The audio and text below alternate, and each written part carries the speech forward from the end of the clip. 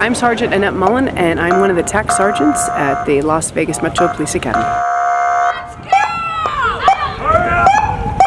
The goal of Day Zero is to give our potential recruits a taste of what a day at the Academy is like in an effort to get them mentally and physically prepared for what awaits them next week.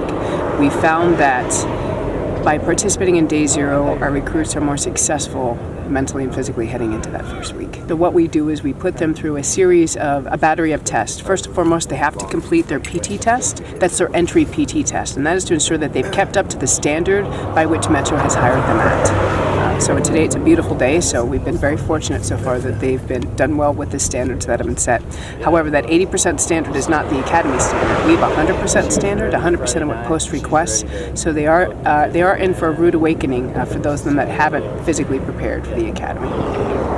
Unfortunately, for many of the potential recruits that come out there, the only exposure they have to police officers is through the media, through TV shows, and that isn't necessarily even close to what it is to be a police officer. So we allow them an opportunity our senior officers present this class.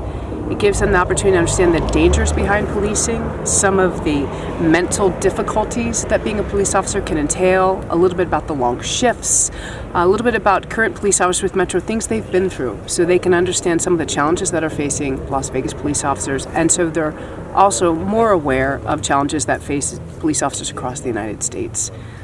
This is a very effective class.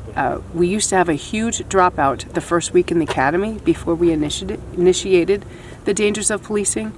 Now we see people deciding maybe this just isn't for me before they've been hired, or before we should say they are starting payroll the first day. Having less turnover this first week, it helps all the recruits gel better. You're not constantly seeing people leave. It's actually, I think, mentally helps them because the core of the class stays longer together. One of the biggest stresses that recruits have the first couple weeks in the Academy is they didn't physically prepare. Unfortunately, the standards that we hire under aren't realistic in the day-to-day Academy physical PT. People think they can get by with bare minimums. However, we stress PT here, and it becomes a huge mental stress and physical stress that they're not prepared with their bodies. Also, I think that it's important for people to understand is that there is regimen to this, and if they've never been exposed to some kind of regimen or strong kind of constrictions and rules, they falter at first as they come to accumulate to what this is like.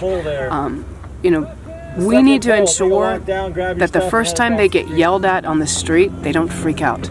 So we want to make sure that they can work well under pressure, know their definitions under pressure, know use of force under pressure, because you're going to be asked to use that in real life out there. You're going to be expected to make split-second decisions based on what you've been taught. So that's why we can't hit them, we can't hurt them. Instead, we induce physical stress by yelling and by doing physical discipline.